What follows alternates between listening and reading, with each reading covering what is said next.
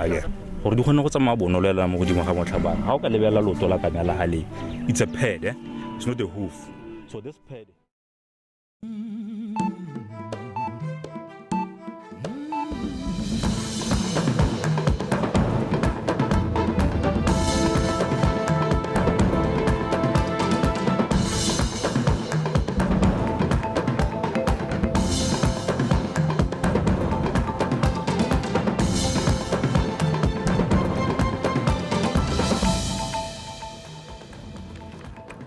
Wetso madume dikgang ke tsa Botswana television primaneng ya MOSUPOLOGO nako e le bosupa mo phatleng me tota re gasa jalo ka tlhamalalo go tswa toropo kgolo Gaborone Wetso ntse o kopana le nna Benson Puthego me makoro di tibole hela ka go le ba ditlho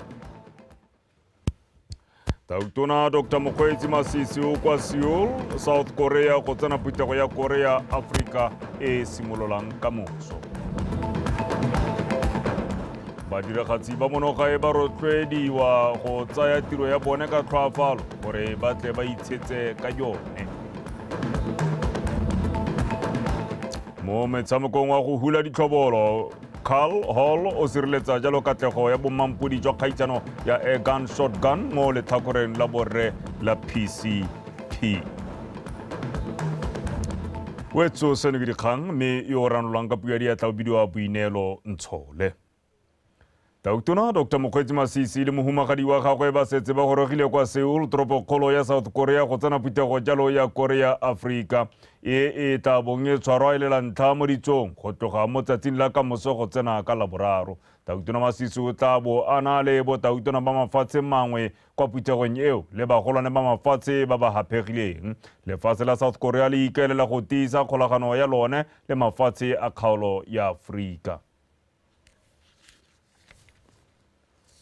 Ga re tswelela mme re sa le fo motsisa tona wa papadi le madirelo mme Beauty Manake a re dipuisano tsa merero ya tsa kgwebo fa gare ga lefatshe la Korea le kgaolo ya Afrika tse di tla tshwarwang kwa bothokong jwa Puthego ya Korea Africa Summit di botlhokwa ka di tla rotloetsa le go thusa go bula dikgoro tsa go tlhabolola mahama wa madirelo le peeletso mono Botswana. Mothusa tona o kaile seabe sa dipoelo tse di ka nnang teng sa go oketsa thekiso ya dithoto le ditirelo tsa lefatshe kwa mafatsheng a mangwe mmogo le itshwelelo e ikaegileng jalo ka maranyane pego ka botlalo ka utshidile onkabetse. Lehatsi la Botswana ke lengwe gareng ga le masome a mane le bohera bobedi a tatsang karolo mo Puthegong ya Korea Africa Summit go beta tsela mmogo le a mangwe ya tirisano ya senelaruri le go itshegela tema e bonala mo mererong ya tsa kgwebo, peeletso, tirisano le papadi. Kwa Puthegong e go soletse go tshwara dipuisano tsa merero ya tsa kgwebo tse di tatolosang maitamo a lehatshe a go nna itsholole e ikagileng ka dikitso. Go tabo gona le dipuisano ka dikgwebo ka ha eleng gore South Korea ka kgona go gwebisana le mahatshe a Africa ka teng. Re lebeletse jalo gore le Botswana jaaka re ntse ra atologa re bua ka export-led economy ya dithoto tse di harologaneng ke ntse eleng gore ba supa ba ka nna le kgatlhego mo go tsone le rona re tsetse eleng gore re akanya gore ba ka nna le kgatlhego go tsone re boele gape ko gae re go dineela bagwebi ba rona. Se eleng gore re ikeeletse kana ra se bona ka kwano ke kganya e-mobility kana yone electric car le dikoloi hela ka go garologana mme ke do dingwe tse eleng gore negotiate-ile gore re le lehatshe re batla gore re ipona re bapadisana la Africa ka bophara ka tsone jaanong re tsile go ngoka le bagwebi ba eleng gore ba teng ka kwano gore ba kata kwa lehatsheng la rona ka gore setse re na le tshone eo ha re lebeletse tsone tsa go ira dikoloi diphatse tsa dikoloi di harness jalo le jalo ke do dingwe tse eleng gore re ipoleletse gore tare re hetsaga re be re boetse ka tsone go gae kana re be re ngokile ba eleng gore ba setse bana le kgathego. Mo maitamong a lona go thabologa mo go pharologano lehatsi leno le semeletse mo mosepeleng le go tsaya dikgato tsa thabologo ya maranyane mme le lemoga seabe sa go tsaya malebela mo mahatsheng a tshwana la South Korea le gatetseng pele go a gaisa mo tirisong ya maranyane. The president is impressed about the progress Korea has done in a very, very short time, and especially the role that technology played. Korea is considered to be the most digitized country, especially digitization of the government. The Korea government is very, very digitized, but not only is it digitized, it is also digitized. The government is now digitizing the rest of the country. The government of Korea has made technology, internet, ICT available and cheaply to the whole country. So that is why everybody is using digitization to create value for the country. Ra go bona gore re ka bereka yang le Korea rona thuto ya rona ya maranyane e go godimo. Mme le rona re le goromente as tautona sumastilo ka 2018 o ile a bua ka digitalization gore ke so se leng gore batla gore a se bone se iragala mo gae. Gompieno bana ba rona mo dikolong ba eleng gore ba neetswe di-iPad le di-laptop ke tse eleng gore di irwa gone mo gae. Jaanong ke gone gore jaanong re tsaya jang mo go ka kwano re isa ka gore re atolose lone maranyane a rona ebile re nne le ditirelo tse eleng gore di faste. Go hithelela katego ya bothe ya boile maitamo mangwe a lehatshe leno la kgaolo ya Afrika e inaakantse nao go netefatsa dithabololo tse di sa togeleng ope kwa morago ebile di ikaegile ka madirelo a go itirela dithoto go dira ka methale e mešwa le ka maranyane go goga maitamo magolo a tebelopele ya 2036. O tshidile Onkabetse, Botswana Television, Seoul, South Korea. Ga re boela mono gae mme wa mpata Leroy Mosipidi yo tlholegang kwa Dry Hook mme a tserwe kwa ga Mosupa o gapile korone ya kgaisano ya Molepolole ya mmabontle wa Mrs Botswana 2024-2025. Se se tlamorago ga gore bomme ba fera bobedi ba ba nyetsweng ba phadisane ka mašetla go gapa korone eo kwa moletlong wa makgaolakgang a kgaisano eo. Ngwaga o ke wa bofera bobedi kgaisano eo e ntse e tshwarwa mme wa mpata o ne a tsabakela. Mojadi Mokibelo o na le ko.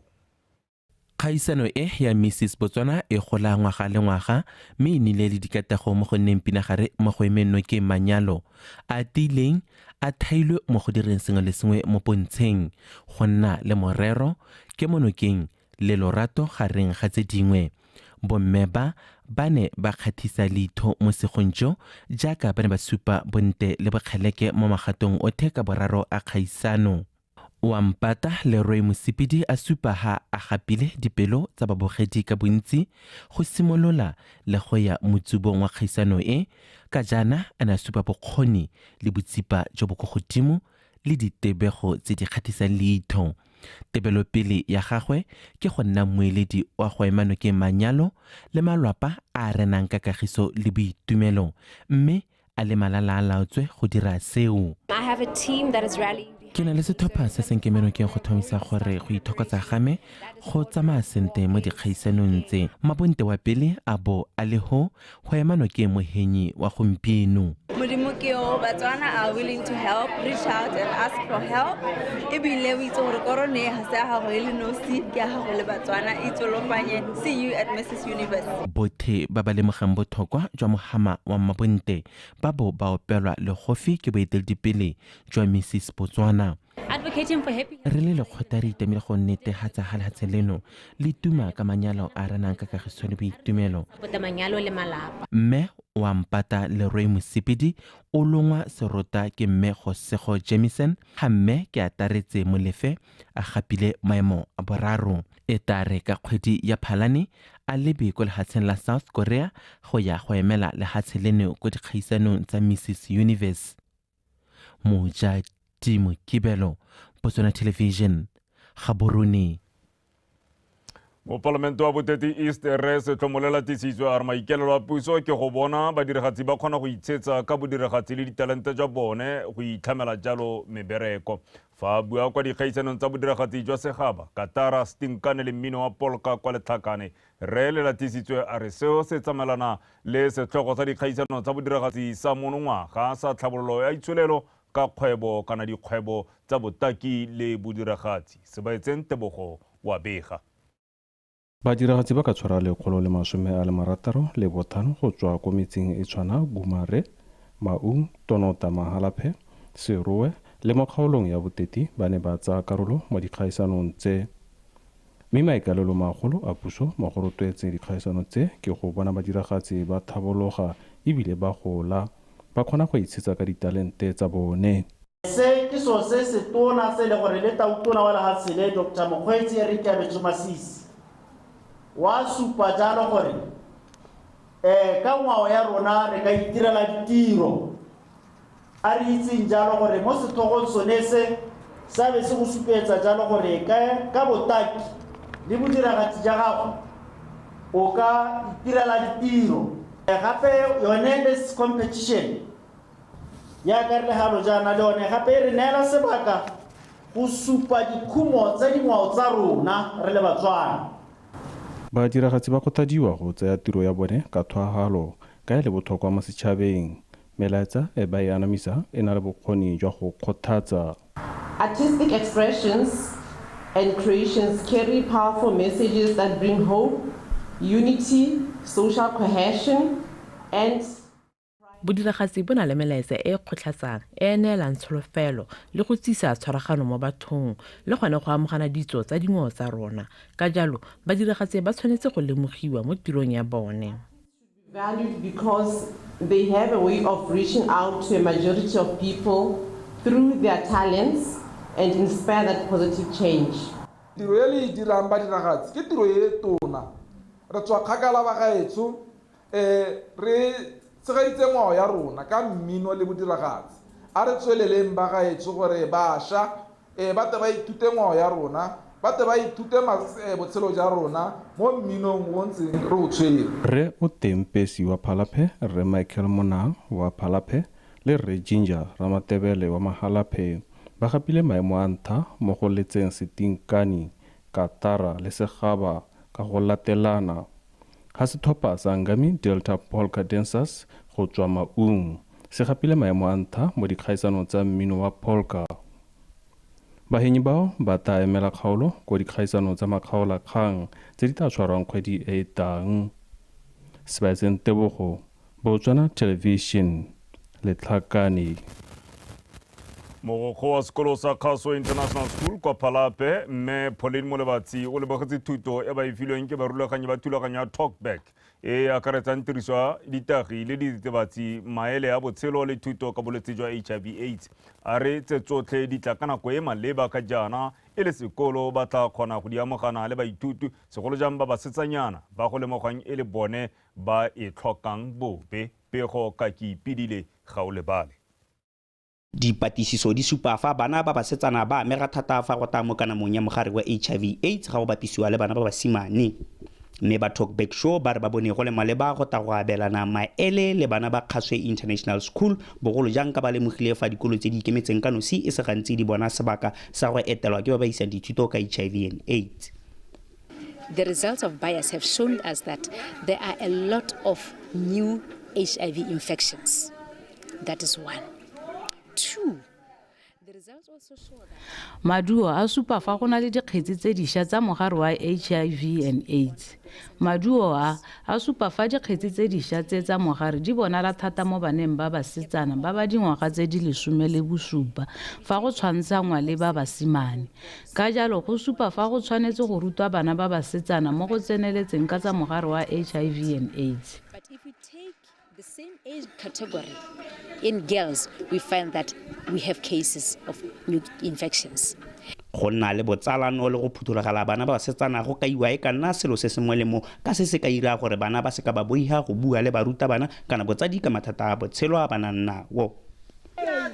This show did a lot for Lenaneo la talk show le supile tse dinte mo baneng ba rona bogolo jang ba basetsana. Re lemogile ha re tshwanetse go dira dilo di le dintsi di tshwana puisano le go nna le botsalano le bana ba basetsana gore ba kgone go bua ba phuthulogile ka dikgwetlho tse di ba amang. about the challenges they go through. Baithuti mo sekolong sa Kgaswe ba ka ile fa ba muletse dinte mo thutong ye ba neng ba e abelwa ke ba talkback show. We are the future of this country. Re boka mosoja lefatshe leno ga re dirisa ditagi bothaswa re ruta le ba ba tswang kwa tase gore ba di dirise mme ga re emisa le bone ba ta emisa.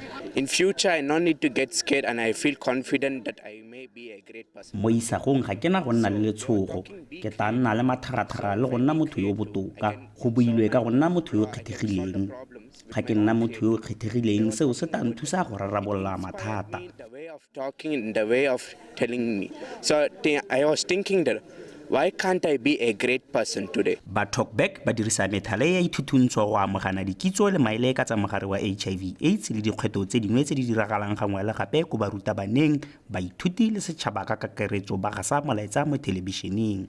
Ke ipedile ga o lebale Botswana Television Phalape. Mokoledi wa lephata la dikitsiso le maranyane a ditlhaeletsano wa lefatshe la Namibia Dr. Audrin Mate a re go netefatsa seemo sa tlhaloganyo ya babereki go nna mo maemong a mantle go ka thusa babereki jalo go ntsha maduo mo tirong mme go godisa mo tirisano mmogo mo go bone. Dr. Mate o buile se go tswalelwa semmuso dikgaisano tsa babereki ba maphata a Namibia le Botswana kwa ka matlhatso kwa motseng wa gantsi. Angela Enosa Kapego. Mahatsa a Botswana le Namibia a tsakgakala a ntshana sinong botsala jo bo tiisitsweng le go gaisa mo malatsing a mararo a sa tswang go heta jaaka go ne go tshwere dikgaisano tsa metshameko tsa maphata a dikitsiso a mahatshe ao mo toropong eno go gaisana mo go amogana megopolo go thusa go oketsa tirisano mmogo e teng segolo jang mo babereking ba batla neelana maele a batla a dirisa mo ditirong go tlhabolola mahatshe a bone. We're trying to create a work balance life system for employees. It's not enough to sit in the office 8 to 5 because if something happened to you. Tlile ka go rotloetsa babereki ba rona go lekalekanya tiro le go tlhokomela botsogo jwa bone segolo jang jwa tlhaloganyo. Ra itse gore re hetsa nako e ntse re le ko ditirong ka jalo re tshwanetse re dira gore ko ditirong e nne ko mmereki ya ka nnang a phuthologile tlhaloganyo teng. Ke sone se re reng mmereki o tshwanetse a na le sebaka sa go kopana le ba bangwe ba dira metshameko go tswa sepegela se se ka ba lapolosang tlhaloganyo. To engage in activities that stimulate our brains so that we become productive employee at the end of the day. For an employee, both the mental and the physical health. Mmereki o tshwanetse a tsaya botsogo jwa gago jwa mmele le jwa tlhaloganyo ka gore re nna sebaka se se teng le ko tirong go lena le ko malapeng. Ke ka mo go leng botlhokwa gore mmereki a tlhokomele botsogo jwa gagwe seo se se tla thusang gore a ntshe maduo a botoka mo tirong. Mahatshe a tla bo a sologile molemo ke seo. Botswana and the Namibians will then benefit from the employees or their public servants that are healthy, both mentally and physically. Mo dikgaisanong tse go nnile le maitemogelo mangwe. The biggest lesson is that having observed this and having observed the impact of this, I think for both. It la re tswa ha re kopane le bagolwane ba rona e leng botona go bona gore a tiro wa mohuta o ga e kgone go anamisa mo maphateng a mangwe ka gore ke lemile gore ke tiro e botlhokwa hela thata. Relationships, these bilateral games then start benefiting government across all ministries and all its facets. Mhama maranyane o nang hela o tlhabologa o kwa tlhabotlhe go amogana dikitso ba Namibia ba re ba tswa mono ba ithutile go le gontsi. In terms of the Mhama maranyane a ditlhaeletsano le diphetogo tse dintsi mme re lemogile gore lehatshe la Botswana le gatetse pele ba na le ofisi e itebagantseng le go fetola ka dilo di dirang ka teng mo ke bonang le seo se le rona re se ka ithutang sengwe mo go sone. Re ithutile go le gontsi re lebile ka ha re fetola megopolo go dira dilo ka ditsela tse di tlhabologileng. Re lemogile gore e ne se metshameko hela gore hile sebaka sa gore re tlhabolole le ko ditirong. Lehatshe leno le ne la thologelwa ke babereki go tswa Namibia ba heta 120 ba ba neng ba iteisana boratano mo metshamekong e harologaneng. Botswana ya gapa maemo a ntlha ka dintlha tse 494 kgatlhanong le tsa Namibia tse 323. Mahatshe mabedi a tla ba kopane gape ka lwetse go lwela setse le sa bomampudi gape. Angela Enosa, Botswana Television, gantsi. Jericho Murima yo le mongwe wa basupi ba puso mo tshekong e mo go yone Bekhiziweng Komazana o thusitse seo ke Daniel Khasifiwe le Levi Mosweu ba lebisitswe molato wa go amoga Solomon Tlhapane 4.5 million pula ba o tlhaloseditse lekgotla fa ene ile ene a neng a lomaganya Bekhiziweng Komazana le basekisiwa ka ene o thusitse seo ke le Daniel Khasifiwe mo go mo direla pampiri ya matsalo o mang le teseletso ya go kgweetsa tsa lefatshe leno. Murima o tlhalositse fa seo ke a ne a kopile go duelwa 12,000 pula ke Komazana fa Khasifiwe ene a na rile o ipatlela 5,000 pula go mo direla dipampiri tseo tsa maitirelo tse e seng tsa nnete. O nkutlwile Thamage wa bega. ba bosekisi ba ne ba simolola ka go kopa lekgotla go tsholola melato yotlhe ya mosekisiwa wa bone ke uthupile ka jaana ba batla go mo dira mosupi wa bone selo se lekgotla le sa amogetseng.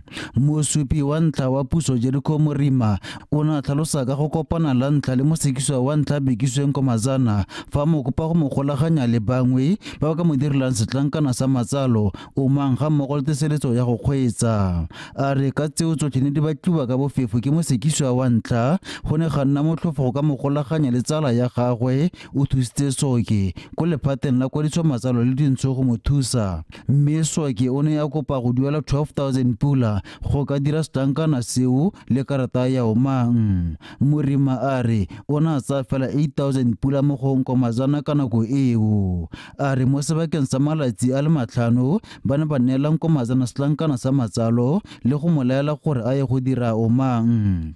O tlhaloseditse lekgotla gape gore mosekisiwa wa ntlha Komazana o ne a boa gape a mo kopa gore a mo fe mongwe yo ka mo dirang teseletso ya go kgweetsa, mme ka nako eo o ne a itse tsala e nngwe ya gagwe ko lephateng la ditsela Mesepe le Ipabalelo tseleng e bong Daniel Gasifiwe yo a neng a mo tlhalosetsa ka kopo ya ga Komazana. A re Gasifiwe o ne a re a duele 5,000 pula mme o ne a mo neela fela 3,500 pula mo go one a bo a ipela 1,500 pula o ko thoko. A re Gasifiwe o ne a tsaya malatsi a le 7 go ba feditse le go neela Komazana teseletso eo. Mmueledi wa mosekisiwa wa ntlha Kgositsile Ngaka gae o ne a kgapela ko thoko bosupi jwa ga Morima a tlhalosa fa Komazana a ise a tse setlankana sa matsalo le karata ya oma mo go ene. A re Morima ga a bolele lekgotla boammaaruri ka jaana e kile a bo le mosekisiwa yo neng a ipona molato fa kgang e simolola, mme jaanong a bua tse tsotlhe go kgotsofatsa ba bosekisi ba bo mo dirile mosupi wa bone. Mosekisiwa wa bobedi o thusitse Soke o ne a latola fa a kile a kopana le mosupi wa puso Jericho Morima le gona go dira setlankana sa matsalo ga mmogo le omang jaaka mosupi ya tlhalosa. Tsheko e tla tswelela kgwedi ya Phatwe e le 12 e be gape e tswelele kgwedi ya Lwetse e le 17, 18 le 19 monongwaga ko basupi ba puso ba tla tswelelang ka go ntsha bosupi. O Nkutlwe Thamage, BTV News, Extension 2 Magistrate Court, Gaborone.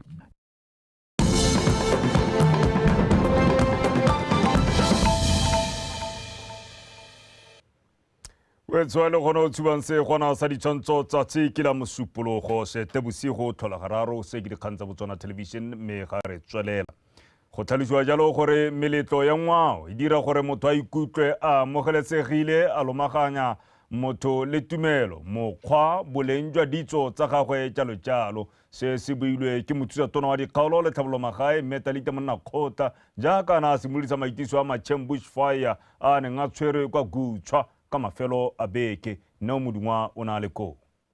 Ngwao e ka fana le sabe se se tona mo botshelong jwa motho le setšhaba ka kakaretso. Bokao jwa ngwao bo kgona go nna le sabe mo dijong, maitsholo le mokgwa wa go itlosa bodutu. Banni ba kgaolo ya Kgalagadi North ba ipela ka mmino wa Tsutsube yo gantsi o binwang ke morafe wa letso la Sesarwa le Namastap e binwang ke Manama. Dingwao tsotlhe tsa kgaolo ya rona di tlebeile gore di a performa le dio tse dintle di tsile go bona gore kgaolo ya rona e tshwereng re le local government and rural development motshameko o ra o rotloetsa bogolo jang mo magaeng. Monnakgotla o ne gape a tlhalosa fa maitiso a tshwana le a rotloetsa dikgwebo tsa benggae. Re batla go tsosolosa ditsholelo, re batla go tsosolosa ngwao ya rona.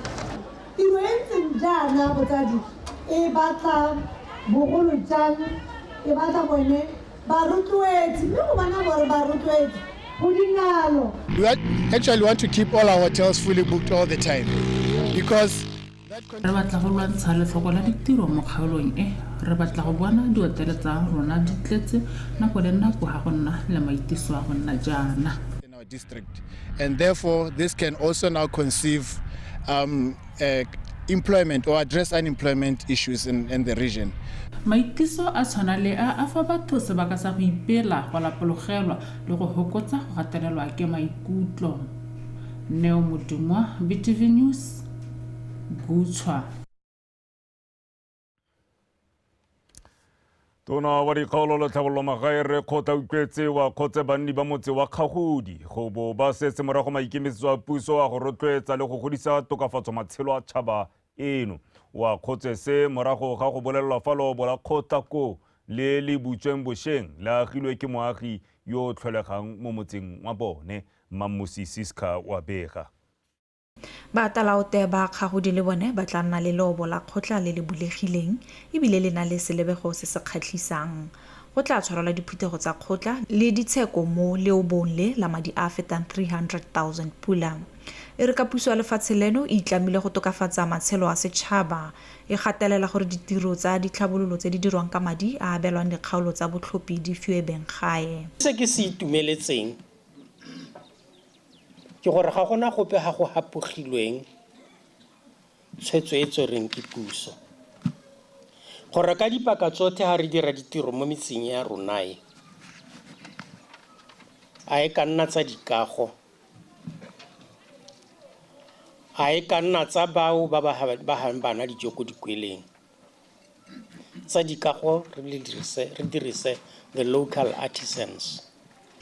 Banni ba motse le bone ba nile le seabe se se tona mo go tokafatseng selebego sa motse ba supa mowa wa tirisano mmogo le tshwaragano. Ra semelela ra bona gore go ra gore mme gape le rona ne re hilwe tiro e mme gape re sa e lekana ra okediwa ra nna bantsi tiro ya tsamaya ya ka gompieno hela le bona re setse re le ha re ne re tshwaraganetse tota. Lobo le kana ntse ke yone mindset change o ka ele leboga ka tselentseng jalo popego ya lone sebopego sa yone ke se kgatisang me ke a itse kgosi gore mo bogautshwaneng ra kola maranyane.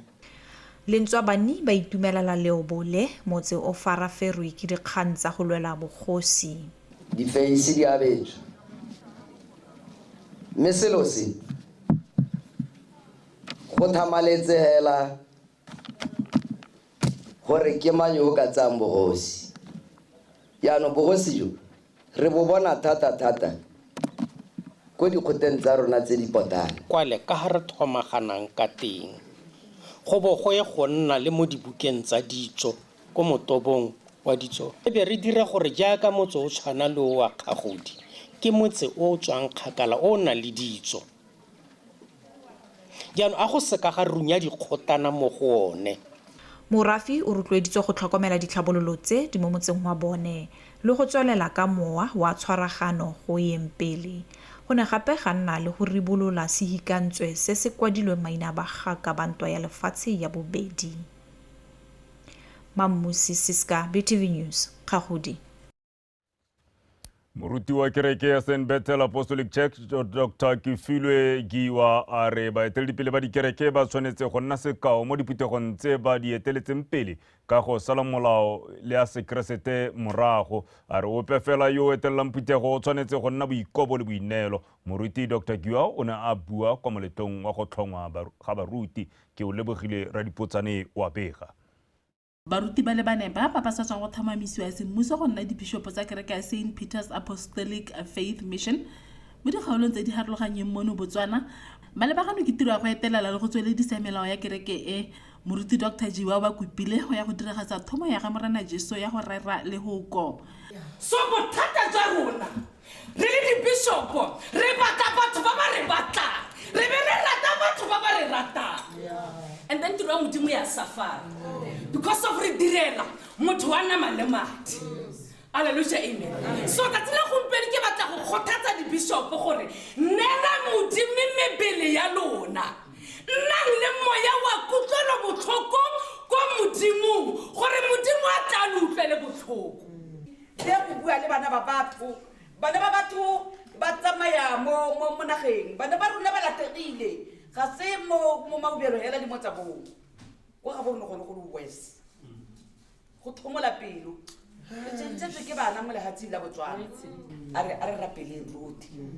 baeteledipele ba bana ba thagisiwa kgathanong le bopelotsheta ka lebaka la gore ga o le morati wa madi especially o le moeteledipele bana dilo di a senyega ka lebaka la gore o morati wa madi o senya dilo tsotlhe Hallelujah, amen.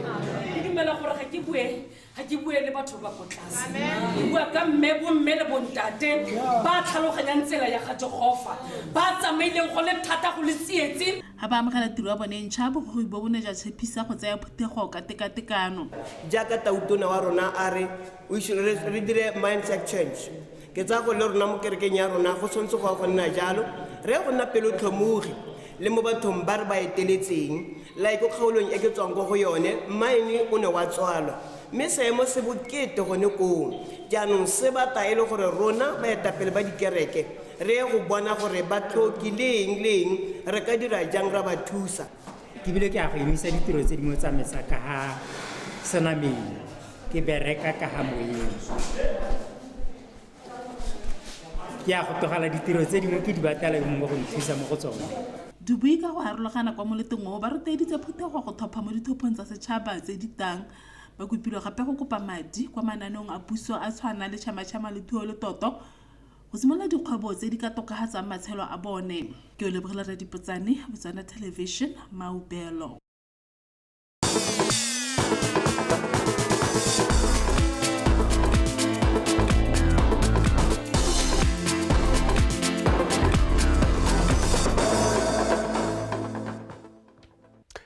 Wetsu kutlwana ke sa metshameko ka ja utlwa molotsana o ke yone o thobisang kgaitsedi ke Liza o Sekeng gore a tla go fetsone kgaitsedi motho. Tumela Benson. Motho ke re se ke nna yo. Re kopana go nna serang.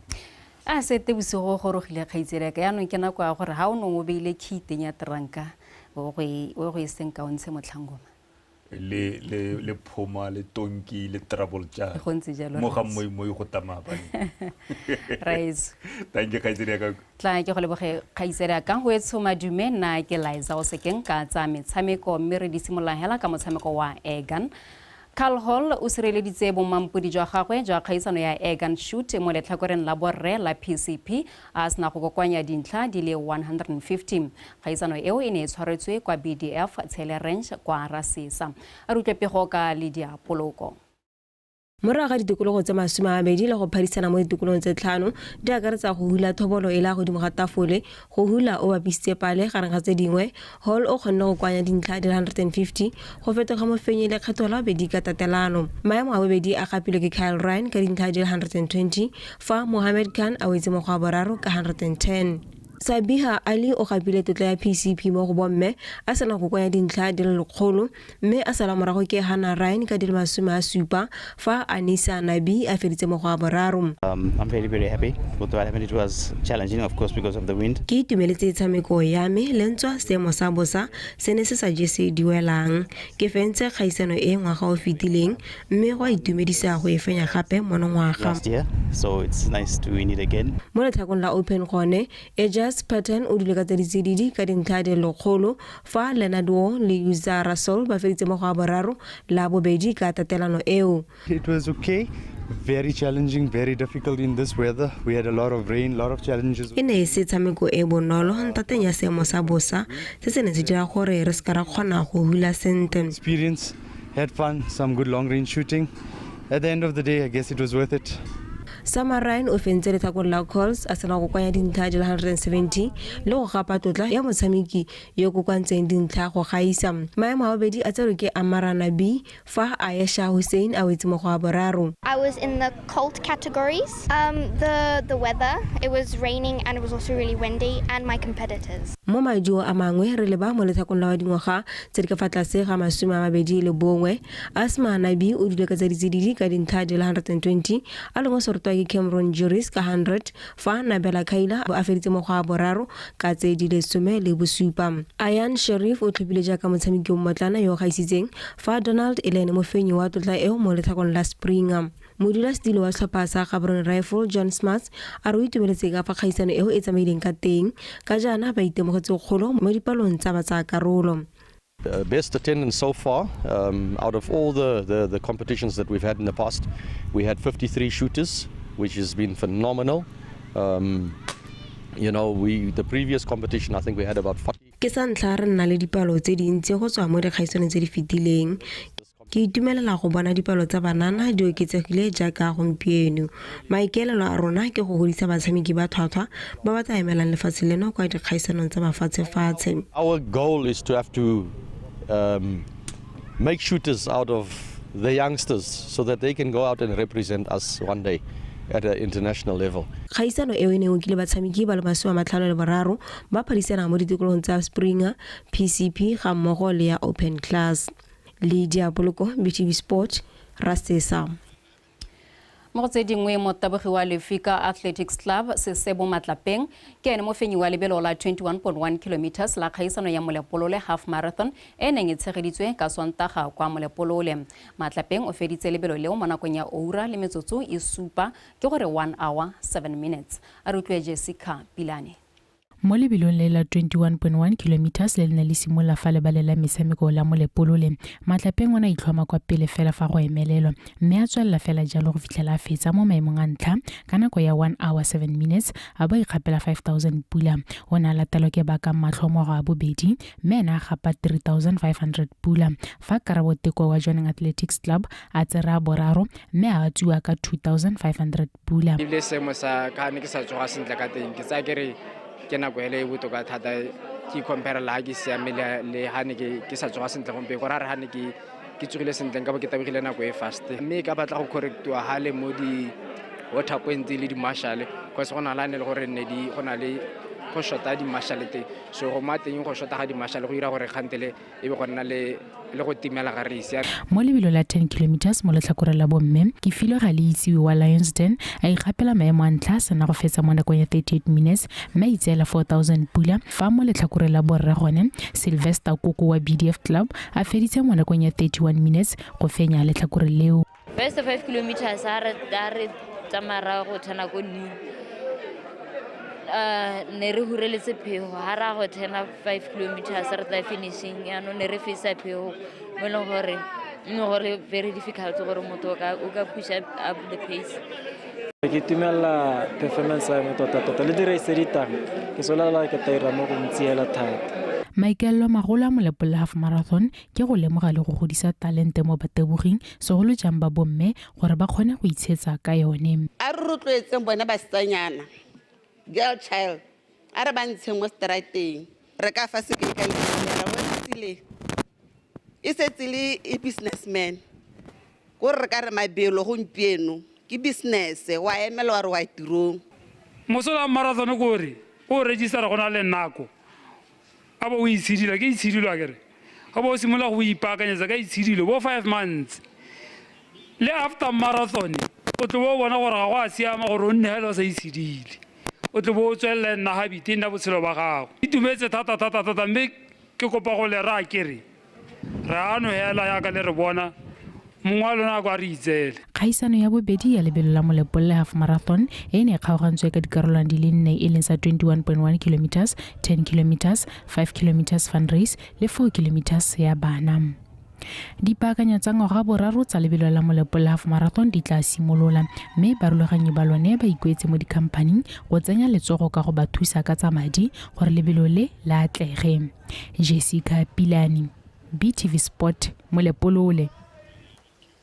Mo maitekong a go tlhabolola go godisa metshameko le go kganela boitshwaro jo bo sa eletsegeng mo bananeng mo parlamente wa Francistown East re Botebile o simolodisitse kgaisano ya ngwaga le ngwaga ya Snooker ya kgaolo ya gagwe.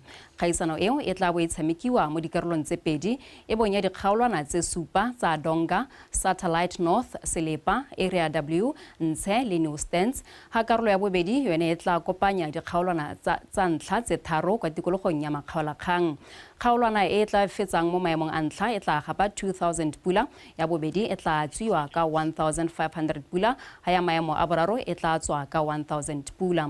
Mokhanselara wa kgaolo e Ikageng re Lesego Kwambala o rotloeditse setšhaba go supa boitshwaro jo bo siameng le go sala morago melawana ya motshameko. Kgaisano eo e tla ya bokutlong ka makgaolakgang a kgaolo a tla tshegediwang mo malatsing a boitapoloso a latelang kwa Satellite North.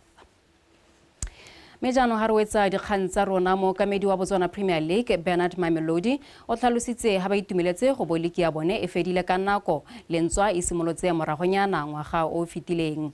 Mamelodi a re se se tla ba ha nako ya go baakanya paka e tlang sentle gore e simolole ka nako. A re utlwepego ka Katlego Kgakole.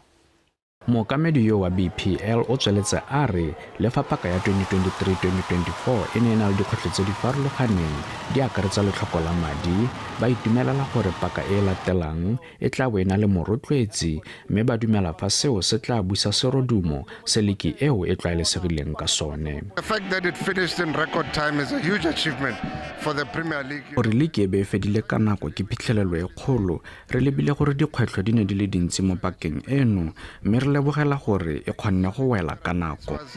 There's this plane which is in turbulence. You need to find a way to land it. Mamelodi o na lebogisa ditlhopha tse di tlhatlhogetseng kwa leking e kgolwane a re ofisi ya gagwe e tla ba thusa ka tsotlhe tse di tlhokegang go tshameka mo leking e kgolwane gore ba seka ba isimolola ba le ka fa tlase ga kgatelelo. You know, we've got playoffs starting next weekend. May the best team win. You know, obviously like I said. Moko ya go tsana mang go sala mang ya tshamekiwa ka mafelo a beke mme maikaelelo ke gore e fele ka nako gore re nne le nako ya go thusa ditlhopha tse di tsanang mo leking ka tsotlhe tse di tlhokegang gore leki fa e simolola e be ba le malala a laotswe. Part of this evolution of the Premier League which will unfold next season. Leki eo ya Botswana Premier League e tla bonye rotloediwa ke banka First National Bank e solofetse go simolola mo bekeng ya bobedi ya Lwetse monongwaga. Katlego Kgakole, BTV Sport.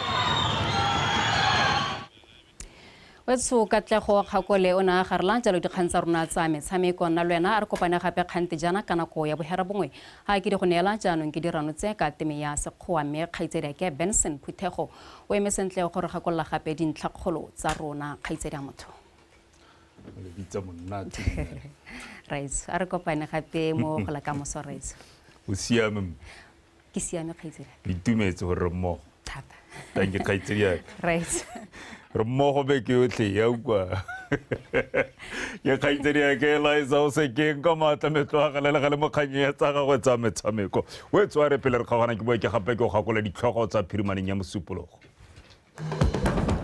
Dautona Dr. Mokgweetsi Masisi o kwa Seoul tropo kgolo ya South Korea go tsena phuthego ya Korea Africa e simololang ka moso. Badiragatsi ba monoga e ba rotloeditswe go tsaya tiro ya bone ka tlhoafalo gore ba tle ba kgone go itshetsa ka yone. Mo motshamekong wa go hula ka dithobo Hall o sireleditse katlego ya bomampodi jwa kgaisano ya Airgun shoot mo letlhakoreng jalo la borre la PCP.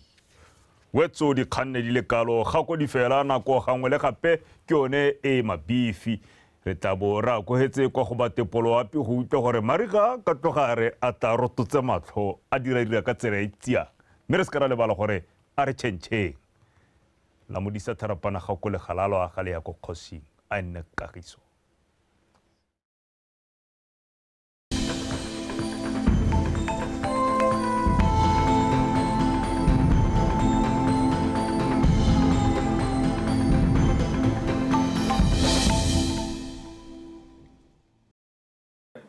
Betso madume ka mogela ka seemo sa loapi nna ke Faith ke tshabile pele re simole ka go lebella pule e gatisitswe mosong ono ka nako ya boroba bobedi ko ga Majalela Primary School Bosupa ko Dupale Mepe Farm borataro ko Tsonyane Primary School botlhano ko Jwane Meteorological Station bone ko Pitsane BDF Camp bobedi ko Moramasi JSS bongwe ko Tlhapane Primary School Mankgodi khotla le seseretse Khama International Airport mo mafelong a mangwe gone ra gatisitse marothodi ga re lebelela setshwantsho sa loapi maitseboane se supa go santse go apogile mo dikgaolong tsa lefatshe leno ka bontsi ko ntleng ga kgaolo ya Kgalagadi le ko boroko go santseng go bonala maruteng.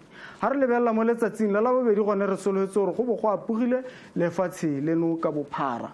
Mme mo maphakeleng gone solofetse gore kgaolo tsa Ganzi, Kgalagadi le borwa go ikutwatse go le tsididi thata ka selekanyo sa bongwe. Ko borwa bothaba kgateng kweneng le gare bokone bothaba le nghabe re solofetse gore go ikutwatse go le tsididi ka selekanyo sa bobedi go eng ko go bosupa. Ko Tšhobe gone re solofetse gore go ikutwatse go le mololo ka selekanyo sa 10. Ga re lebelela mo tshokologong gone re solofetse gore kgaolo tsa Ganzi, Kgalagadi, borwa bothaba kgateng kweneng borwa jale gare go ikutwatse go le tsididi ka selekanyo sa 17 go eng ko 21. Ko bokone jwa kgaolo le gare le bokone bothaba gone re solofetse gore go ikutwatse go le mololo ka selekanyo sa 22 go eng ko 23. Mo mafelong a mangwe gone re solofetse gore go ikutwatse go le bothitho jwa selekanyo sa 26 go eng ko 30. Kgaolo tsa borwa bothaba kgateng le kweneng ka la boraro le la bone re solofetse gore go bo go apogile mme re mo tshokologong go ikutwatse go le mololo ka letsatsi la boraro fa letsatsi la bone gone re solofetse gore go ikutwatse go le bothitho. Ko Ganzi le Kgalagadi le gone re solofetse gore go bo go apogile mme mo tshokologong go ikutwatse go le bothitho ko mafelong a ko kgaolong ya Gantsi ka la boraro fa mafelo a ko kgaolong ya Kgalagadi gone re solofetse gore go ikutwatse go le mololo ka la boraro. Mo go la bone gone re solofetse gore mo tshokologong go ikutwatse go le tsididi. Ko Tšhobe le nghabe gone re solofetse gore le gone go bo go apogile mme mo tshokologong go ikutwatse go le mogote. Ko le gare le bokone bothaba le gone re solofetse gore ka letsatsi la boraro le la bone go bo go apogile mme mo tshokologong go ikutwatse go le bothitho ka letsatsi la boraro mme ka letsatsi la bone gone go ikutwatse go le mogote. Ke sone seo seemo sa loapi a nne boroko.